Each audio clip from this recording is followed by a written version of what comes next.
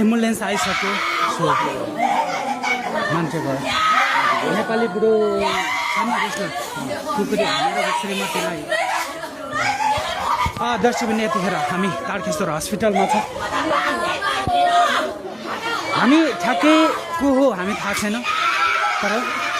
उहाँको श्रीमानले आफ्नै श्रीमतीलाई यसरी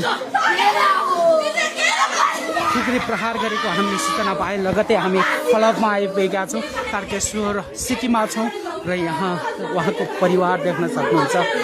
नेपाली ब्रो कुमार थापा मगर भन्ने जुन उहाँको नाम रहेको छ सत्यता के हो हामी बुझ्न अझै बाँकी छ